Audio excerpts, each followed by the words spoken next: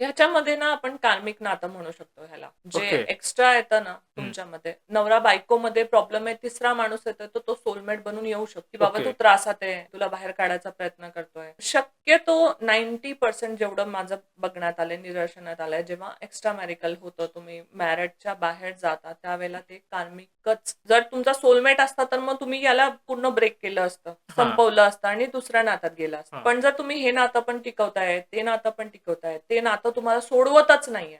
Attraction असतं जर कार्मिकचं आपण बघितलं तर हं. खूप जास्त, आणि हे ना युनिव्हर्स मिळवतो. आपण म्हणतो की लस्ट किंवा है ना एक शारीरिक इच्छा खूप कमी असते ह्याच्यामध्ये, एक्स्ट्रा मॅरिटल अफेअरमध्ये. दे जस्ट नीड व्हॅलिडेशन, है ना, की कोणीतरी मला अप्रिशिएट करावं, कोणीतरी मला चांगलं म्हणावं, आणि हां, तो हां. माणूस बरोबर तुमच्या इच्छेप्रमाणे वागत जातो आणि तुम्ही ओके. त्याच्याकडे आकर्षित. पण ज्या वेळेला तुम्ही अडिक्टेड होता त्याच्या, हं. त्यावेळेला तो एकदम रंग बदलतो. हां. असे कॉलेजच्या मुलं-मुलींचं खूप जास्त मी बघितलंय, किंवा करेक्ट. ऑफिसला वगैरे जाणारी मुलं हां. वगैरे असतात, एक त्यांच्या बाबतीत असं खूप होतं आणि ते सोडूच शकत नाही. खूप डिफिकल्ट होतं त्या गोष्टी सोडणं. तर ओके. एक्स्ट्रा मॅरिटल अफेअरमध्ये पण हाच कारण असतो, कारण तो कार्मिक असतो. तो तुम्हाला एक लेसन लर्न करवायला आलेला असतो. तुमच्या नवऱ्याची व्हॅल्यू किंवा तुमच्या बायकोची किंमत तुमच्या नजरेत जी कमी झाली आहे, तुम्ही हां. कसं घर की मुलगी मुर्गी दाल बराबर करेक्ट, करेक्ट. टाइपची हां. गोष्ट होते. पण जेव्हा त्याच्याकडनं तिरस्कार भेटतो ना, तर मॅक्सिमम टाईम जसं मी बघितलंय, की परत ते आपल्या फॅमिलीकडे वळतात.